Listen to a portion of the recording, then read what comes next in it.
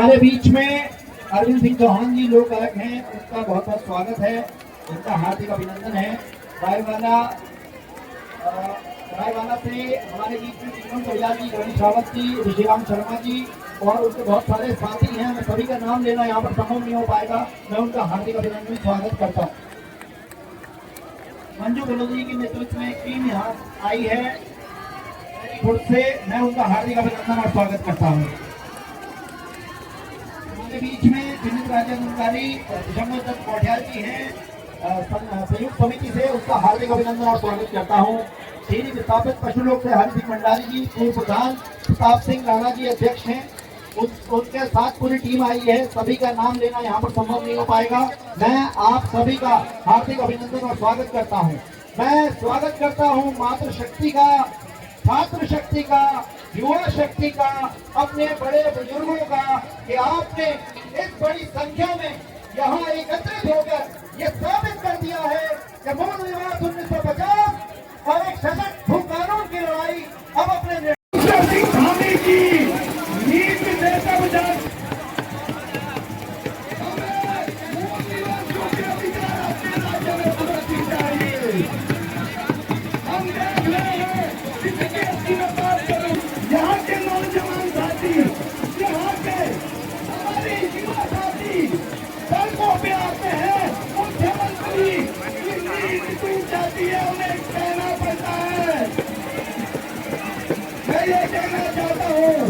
मुख्यमंत्री कुंवर सिंह धामी जी से, अगर आपने इस पार्टी का रंग दिखाया है, अगर आपको इस पार्टी ने कुछ किया है, तो इस सरकार के अस्तित्व को बचाने के लिए मजबूत भूमिका चाहिए हमें।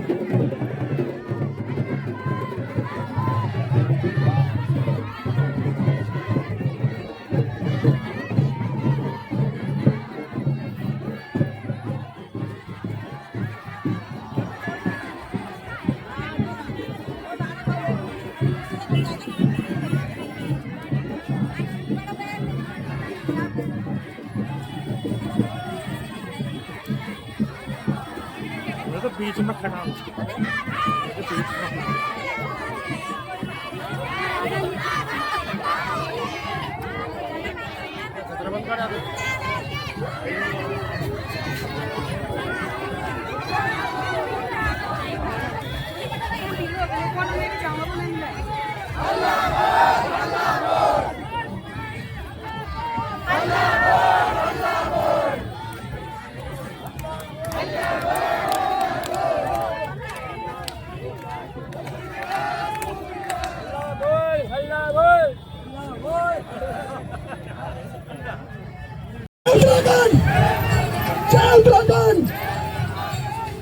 आवाज पूछे तक आवाज नहीं आ रही है, सब बोलेंगे, सब बोलेंगे। जय उत्तराखंड, जय उत्तराखंड।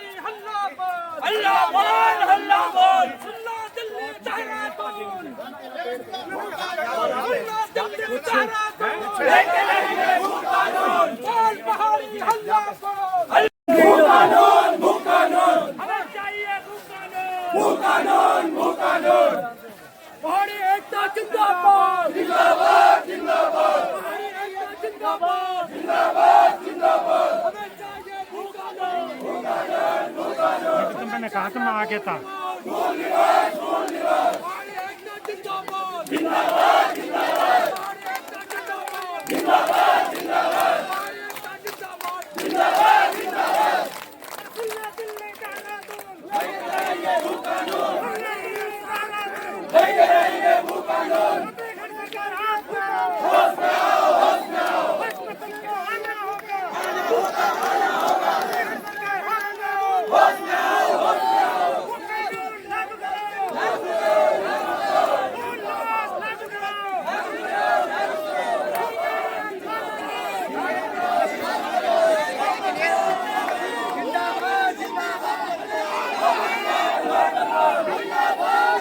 मूल निवास की रैली को किस तरह से देखते हैं? देखिए, जनता ने एक बहुत बड़ी ताकत दिखाई है और मैं देखता हूँ इसको, इस बात को महसूस कर रहा हूँ। बहुत बड़ी जो ताकत आज खड़ी हो रही जनता की, अब तो झुकना ही पड़ेगा और ऐतिहासिक महारैली आज यहाँ पर हम देख पाए। बच्चे, हमारी मातृशक्ति, हमारे युवा साथी, तमाम बड़े बुजुर्ग, कर्मचारी वर्ग इस रैली का हिस्सा बने। हमें भी ताकत मिल रही है और यह आंदोलन निरंतर इसी गति से आगे बढ़ेगा इस राज्य में। और सवाल हम सभी के सामने खड़े हैं, हमारे मूल निवास के सवाल हैं, अपनी जमीनों को बचाने के सवाल हैं। सवाल है कि अपने हम कैसे करके अपने राज्य के रिसोर्सेज बचा सकें, यहाँ जिस तरह का अपराध पनप रहा है उसको खत्म कर सकें, यहाँ के युवाओं का भविष्य हम अच्छा बना सकें, अपने पहचान को बचा सकें, अपने अस्तित्व को, अपने संस्कृति को बचा सकें। सवाल उसको लेकर है, इसी सवालों को लेकर संघर्ष चल रहा है।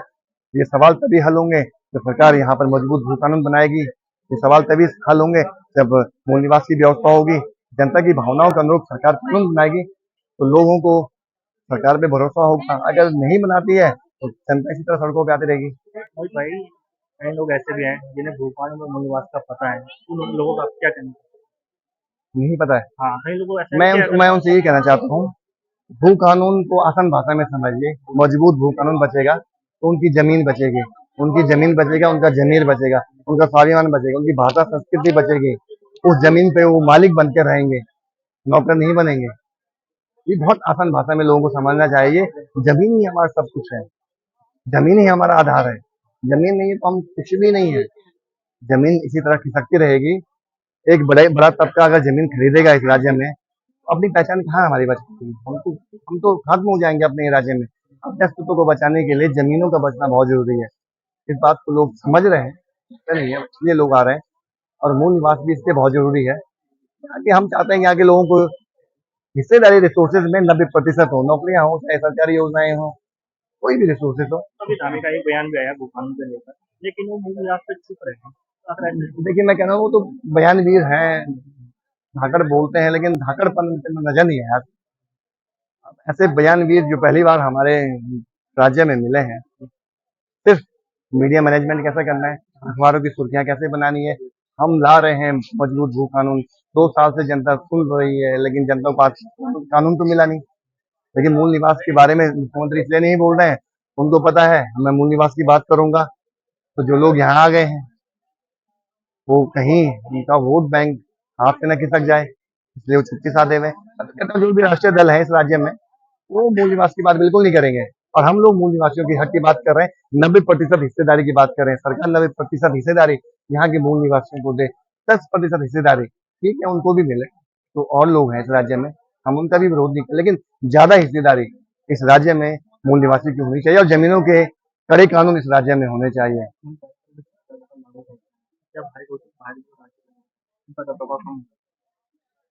ऐसा है कि हमारे संविधान में व्यवस्था है, हम किसी को भी अपने राज्य में आने से नहीं रोक रहे हैं। किसी का ऐसा विरोध नहीं कर रहे कि आप इस राज्य से बाहर चले जाइए। हम क्या कह रहे हैं? हम कह रहे हैं कि मूल निवासियों को अपने राज्य में अधिकार मिलने चाहिए। हम क्या यूपी जाए, हरियाणा जाए, चंडीगढ़ जाए, दिल्ली, मुंबई जाए, वहां कहीं हमें नौकरियां दो, वहां कहीं हमें रोजगार दो, अपने राज्य में तो मांगेंगे। हम गलत कहाँ लड़ रहे हैं बताओ? जो जिस राज्य के हैं मूल निवासी हैं, अगर वो यहाँ पे फर्जी स्थायी निवास प्रमाण पत्र बना के नौकरी करेंगे तो यहाँ के लोग कहाँ जाएंगे? ये सवाल है। हमारा किसी भी व्यक्ति से कोई भी राग द्वेष नहीं है, किसी भी इस तरह से किसी के प्रति ऐसी सोच नहीं है कि उनको हमको यहाँ से भगाना है। हमारा स्पष्ट है, हमारे अधिकार है, हमारा राज्य है, तो पहली प्राथमिकता अपने राज्य में हमारे लोगों को मिलनी चाहिए, ये हम कहना चाहते हैं। बिल्कुल बढ़ेंगे, 90% भागीदारी होगी। माना एम्स ऋषिकेश है, अगर यहाँ पे 600-700 लोग राजस्थान के भर्ती होते हैं नर्सिंग स्टाफ में, मूल निवास होगा तो यहाँ के लोगों को लाभ मिलता है, वो लोग भर्ती होते हैं। ऐसे एम्स के अलावा बहुत सारे ऐसे विभाग हैं, ऐसे शिक्षा विभाग में भी बहुत सारे ऐसे हैं जहाँ हमारे लोगों को नौकरियां पहले अधिकार मिलना चाहिए था। हम रोज देखते फर्जी स्थायी निवास प्रमाण पत्र बना के कोई भी नौकरियां कर दे रहा है इस राज्य में। ये बहुत बड़ी साजिश है यहाँ के लोगों को नौकरियों से बेदखल करने की, उनको जमीन से बेदखल करने की, उनके संसाधनों को लूटने के। मूल निवास होगा तो ये लूट का रास्ता बंद हो जाएगा। आंदोलन पहले भी हो रहे थे, लोग सड़कों पे पहले भी होते हैं और अब भी होता रहे। क्या सरकार की मांगे पूरी होंगी? लोग सड़कों पे पहले भी उठते हैं, आंदोलन पहले भी हो रहे हैं और सरकार के अभी इन मांगों को माने नहीं है। मानना पड़ेगा, नहीं मानेगी तो कुर्सी खाली करने के लिए भी तैयार रहना चाहिए। इतनी जो लोग हैं तो क्या सरकार पे आके भरोसा कर पाएंगे? तो कुर्सी छोड़नी पड़ेगी, मानेंगे तो जनता फिर भरोसा करेगी। रैली के माध्यम से क्या संदेश देना? रैली के माध्यम से ये संदेश है कि एकजुट रहिए, एकता में ही बड़ी ताकत है। जितना हम एकजुट रहेंगे उतनी ये हमारी जो आंदोलन है आगे बढ़ेगा। एकता से बढ़कर कुछ नहीं है। मूल निवासियों को एकजुट रहना ही पड़ेगा, नहीं रहेंगे तो मैंने जैसे कहा है आने वाले कुछ साल में ही वजूद अपना ही मिटा देंगे हम इस राज्य में। एक रहना ही पड़ेगा अपने को बचाने के लिए, अपने आने वाले बच्चों के भविष्य को बचाने के लिए। उनसे मैं यही कहूंगा, एक रहिए, आगे भी संघर्ष करते रहिए जब तक हो सकता है, जब तक सरकारें हमारी मांगे नहीं मान लेती। रणनीति आर पार की होगी। अब अभी तो हम शांतिपूर्ण तरीके से रैलियां निकाल रहे हैं, सब कुछ कर रहे हैं। अब हम आर पार की लड़ाई लड़ेंगे। जहां जहां मुख्यमंत्री, विधायक, मंत्रियों के कार्यक्रम होंगे वहां जनता जाएगी, सवाल पूछेगी आखिर क्या कर रहे हैं यहाँ के आप मूल निवासियों के लिए। और भी बहुत कुछ करेंगे लड़ाई, लेकिन आक्रामक होगी, आर पार की होगी। और सरकार को भी समझना पड़ेगा कि जो लोग हैं तो लड़ रहे हैं, ये अपने ही राज्य में अपने अधिकारों की बात कर रहे हैं, इनके संघर्ष को सरकार को मानना पड़ेगा और काम तो करना ही पड़ेगा उन्हें। दोस्तों नमस्कार, अभी हम त्रिवेणी घाट पे हैं जहाँ पे मूल निवास को लेकर आज एक बड़ी रैली का आयोजन किया गया है। हमारे साथ उत्तराखंड क्रांति सेना के प्रदेश अध्यक्ष ललित विश्वास हैं, आइए इनसे बात करते हैं। ललित भाई, आज ये रैली निकाली है, किस तरह से आपसे देखते हैं? जी देखिए, इस रैली की ज़रूरत मैं ये सोचता हूँ कि हमारे प्रदेश बनने के बाद ऐसी रैलियों की हमें क्यों ज़रूरत पड़ रही है। सबसे बड़ा सवाल तो ये है, जब हमारे शहीदों ने लड़कर इस उत्तराखंड को अलग बनाया, इसलिए नहीं बनाया कि आज हम अपने मूल निवास भू कानून के लिए लड़ें, इसलिए बनाया था कि हर उत्तराखंडी अपने हक, अपने अधिकारों में बना रहे और आराम से इस राज्य में रहे। परंतु जो सरकार आती गई, चाहे वो कांग्रेस और भाजपा हो, सिर्फ जुमलेबाजी की बात कही, उसके अलावा कुछ नहीं कहा। आज हालात ये हो चुके हैं कि जो उत्तराखंडी है वो बेघर होने को मजबूर है, आज वो पिटने को मजबूर है। बाहरी प्रदेशों से लोग आके मार के जाते हैं, यहाँ पे व्यापार कर रहे हैं, यहाँ शराब माफिया बने हुए हैं, भू माफिया बने हुए हैं, अन्य प्रकार के माफिया बने हुए हैं। आप देख सकते हैं तरह तरह के किस्से सुनने को मिलते रहते हैं। तो ललित भाई, आंदोलन तो पहले भी हो रखे हैं, आज भी हो रहे हैं, सड़कों पे लोग हमेशा की तरह उतरते हैं, लेकिन सरकार आखिर चुप क्यों है मूल निवास को? देखिए, सरकार ने अभी शायद कल परसों की बात है कि हमारे मुख्यमंत्री जी ने बयान दिया है कि अगले जो अभी हमारा सत्र होगा उसमें वो इसको पेश करेंगे और इसमें टीम गठित है। चलो ये बात हम मान लेते हैं, पर ये देखिए अभी तक जो भाजपा ने बातें कही वो जुमलेबाजी होती है। अब हम इसे जुमलेबाजी में ले या कैसे लेगा कि जब तक जमीनी स्तर पे ये चीजें नहीं आती तब तक हमें भरोसा नहीं है। लेकिन फिर धामी ने तो सिर्फ भू कानून पे ही बोला है, मूल निवास को लेकर क्यों नहीं बोला? मूल निवास को लेकर अब ये भी बड़ा सवाल है कि उन्होंने मूल निवास पे क्यों नहीं बोला। ये भी इसलिए ही जो ये हमने महारैली निकाली है, जागरूकता रैली निकाली है, स्वाभिमान रैली निकाली है, इसलिए निकाली है कि ताकि उनके कानों तक हमारी बातें पहुंचे, हम प्रदेशवासियों की बातें पहुंचे, हमारा दर्द पहुंचे कि हम कितने पीड़ित हैं, हमारे अंदर कितना दर्द भरा हुआ है, हमारी समस्याओं को समझे। अगर मूल निवास 1950 तक लागू होता है, क्या बाहरी लोगों पर यहाँ पे प्रभाव कम पड़ेगा? देखिए, प्रभाव कुछ नहीं पड़ेगा। इससे ये होगा जो हमारे प्रदेश के लोग हैं उनके अधिकार और ज़्यादा मजबूत होंगे, उनके हक और ज़्यादा मजबूत होंगे, इससे किसी को परेशानी नहीं होगी। ये जो भ्रम फैलाया जा रहा है कि बाहरी लोगों को वो कर दिया जाएगा, ये कर दिया, ऐसा कुछ नहीं है। बाहरी लोगों को कोई इफेक्ट नहीं, क्योंकि देखिए जिसका राज्य है पहला तो उन्हीं का है, सरकारी नौकरियों पे, जमीनों पे सारा अधिकार उनका है। क्या रोजगार के अवसर भी बढ़ेंगे इससे?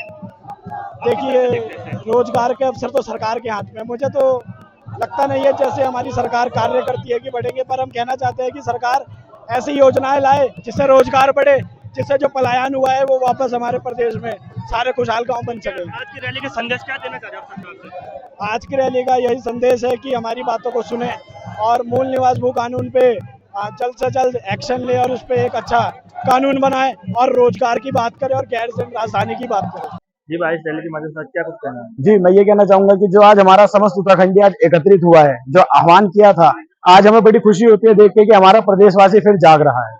क्योंकि आप देखिए, एक भ्रम भी फैलाया जा रहा है जिसमें कहा जा रहा है कि जो बाहरी प्रदेश के लोग यहाँ रह रहे हैं उन्हें भगा दिया जाएगा, उनके साथ कुछ कुछ कर दिया जाएगा। ऐसा कुछ नहीं है। देखिए, मेरा नाम ललित श्रीवास्तव है, मैं लगभग 40 वर्ष हो चुके हैं उत्तराखंड में। देखिए, मैंने अभी तक स्थायी निवास प्रमाण पत्र नहीं बनाया क्योंकि मैं किसी का हक नहीं मानना चाहता हूँ। देखिए, ये प्रदेश जो बना था, इसके लिए जो लड़ाई लड़ी थी उत्तराखंडियों ने लड़ी। मैं भी उत्तराखंडी हूँ, परंतु इस प्रदेश में अधिकार पहले जो यहाँ के मूल निवासी है उनका है। जल, जंगल, जमीन, हर चीज पर अधिकार उनका है। ठीक है, मैं ये कहना चाहता हूँ कि कोई भी इस भ्रम में ना आए। कोई भी इनकी जो क्या है ना, जो व्यापारी लोग हैं, जो भूमाफिया है, जो लोग हैं, क्योंकि इससे उन्हें नुकसान है। हम लोगों को क्या नुकसान है? चाहे हम एक बिस्वा से लेके एक बिस्वा मतलब 45 गज से लेके 150 गज ज्यादा ज्यादा मिडिल क्लास या गरीब लोगों के पास जमीन होती है, तो इससे हमें कोई नुकसान नहीं होना है। ठीक है, मूल निवास आने से हमें कोई नुकसान नहीं होना है। तो इस भ्रम में ना रहे कि हमें कोई नुकसान होगा। देखिए, जिनके राज्य में आप रह रहे हैं वो भी हमारे भाई है। हम चाहते हैं कि पहला अधिकार उनका रहे, इस प्रदेश में पहला अधिकार उनका हो, हर चीज पे अधिकार उनका हो। ये जो सड़कों पे आप ये जो सैलाब देख रहे हैं, ये एक स्वतः स्फूर्त सैलाब है। ये उन लोगों का सैलाब है जो उत्तराखंड के प्रति अपनी जिम्मेदारी महसूस करते हैं। उत्तराखंड के लोगों से आज मूल निवास छीन लिया गया, भू कानून उनसे छीन लिया गया। 2017 में त्रिवेंद्र सरकार ने जमीनों की लूट को खुली छूट दे दी। रहा सा जो भू कानून था, भू अध्यादेश था, वो सारा खत्म हो गया। दूसरा, मूल निवास 1950 छीन के पहले अस्थायी निवास में बदला गया और उसके बाद इसे अब यूसीसी के अंतर्गत जो है पूरा ही खत्म कर दिया गया है। तो हमारी मांग है कि मूल निवास 1950 वाला मूल निवास लागू हो और भू कानून जैसे जौनसार में लागू है, जैसे धारचूला में लागू है, जैसे हिमाचल के लाहौल स्पीति में लागू है कि उत्तराखंड से बाहर का कोई व्यक्ति, तो रही दूर की बात, उत्तराखंड का आदमी भी जमीन नहीं खरीद सकता वहाँ पे। तो ऐसा भू कानून हमें चाहिए और मूल निवास 1950 चाहिए, एक ही मांग है। जहाँ तक सरकार ने कहा है कि भैया 1 साल के अंतर्गत हम लागू करेंगे, तो हमारी मांग है सरकार से कि इसको अगले विधानसभा सत्र में, नेक्स्ट जो भी निकट विधानसभा सत्र है उसमें इस संकल्प को लाया जाए, इस विधेयक को लाया जाए, इसे पारित किया जाए। ने एक प्रेस कॉन्फ्रेंस भी करी थी, उन्होंने भू कानून पर बोला, लेकिन मूल निवास उन्होंने चुप्पी सारी थी। किस तरह से देखते हैं आप? सिर्फ भाजपा सरकार नहीं बल्कि दिल्ली वाले जितने दल हैं, ये सबसे बड़ा छल है। ये मूल निवास की बात करते हैं गोल गोल। हम चाहते हैं कि मूल निवास 1950 हमें चाहिए। आप ये लगाओ कि भैया जब झारखंड में 1932 के आधार पे मूल निवास की मांग हो सकती है, वहां की विधानसभा में 1932 के मूल निवास का विधेयक पारित हो सकता है, संकल्प पारित हो सकता है वहां की विधानसभा में, तो हम तो मूल निवास 1950 मांग रहे हैं। मुझे समझ में नहीं आता है कि जो जनप्रतिनिधि हमने चुन के भेजे हैं उन्हें मूल निवास 1950 की बात करने में क्या दिक्कत है। जनता को चाहिए कि ऐसे जनप्रतिनिधियों को बुलाए, उन्हें समझाए और अगर वो नहीं मानते हैं तो उनको निकाल करके बाहर किया जाए। क्या 1950 लागू होने के बाद उत्तराखंड में रोजगार के अवसर बढ़ेंगे क्या? जाहिर सी बात है कि मूल निवास 1950 कब मिलेगा, भू कानून कब मिलेगा? जब ये पूरा पर्वतीय क्षेत्र है, ये कम से कम जनजाति क्षेत्र घोषित होगा।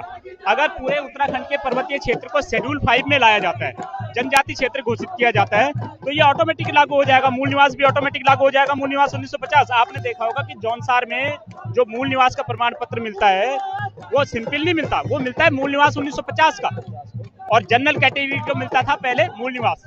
तो मूल निवास और मूल निवास 1950 में अंतर है, ये जनता को समझना चाहिए। लेकिन सर सवाल ये भी है, हर बार की तरह लोग सड़कों पे दिखते हैं, जन सैलाब भी करते हैं, लेकिन सरकार फिर भी चुप बैठी, शादी है, तो क्या कहना चाहिए? इसमें जनता को ये बात समझनी चाहिए कि सरकारें कितना षड्यंत्र कर सकती हैं, कितना गोल गोल घुमा सकती हैं, इसलिए उस छल से बाहर आना चाहिए और स्पष्ट मांग करनी चाहिए कि मूल निवास 1950 चाहिए और भू कानून चाहिए, वही जौनसार वाला भू कानून। और ये तभी हो सकता है कि एक ही मात्र मांग करें कि पूरे पर्वतीय क्षेत्र को आप जो है जनजाति क्षेत्र घोषित करें, तो ऑटोमेटिकली दोनों मांग लागू हो जाएगी। भाई साहब, आज की जो रैली है किस तरह से आपसे देखते हैं? देखिए, आज जिस तरीके से जन सैलाब यहाँ पे आया है, कहीं ना कहीं हम सफल हुए हैं कि जनमानस को हम अपने साथ जोड़ने में सफल हुए हैं। जो मुद्दे 2000 राज्य बनते ही सॉल्व हो जाने चाहिए थे और हमें भू कानून और मूल निवास उसी दिन मिल जाना चाहिए था, कहीं ना कहीं हम लोगों की जागरूकता की कमी के कारण और राष्ट्रीय पार्टियों के छल के कारण वो नहीं हो पाया। तो जब ये युवा जो मोहित डिमरी, लुसन, मैं और जो हमारे जितने भी साथी हैं, जब हमने ये मुहिम जब शुरू करी थी तो शायद हमें भी थोड़ा सा डर लगता था कि क्या ये हो पाएगा, लेकिन जो हमारा जो एक लगातार एक प्रयास रहा है कि लोगों को जागरूक किया जाए, आज उसी का नतीजा है कि ऋषिकेश के अंदर, और मैं धन्यवाद देना चाहता हूँ कि ऋषिकेश के तमाम उन लोगों को जिन्होंने दिन रात एक करके लोगों के जहन में बिठाया कि देखो आपको संस्कृति बचानी है, आपको अपने रीति रिवाज बचाने हैं, आपको अपनी बोली भाषा बचाने हैं, तो इस आंदोलन में आना ही होगा। हमारी सफलता अभी तक ही है कि मुख्यमंत्री धामी जी ने जुबान तो खोली है, फिर भी हमें पता है धामी जी केवल एक ढोंग कर रहे हैं, अन्यथा उन्होंने 24 दिसंबर जो देहरादून में जो रैली हुई थी उस दिन भी उन्होंने एक मौखिक आदेश दिया था, जो कि होता नहीं है।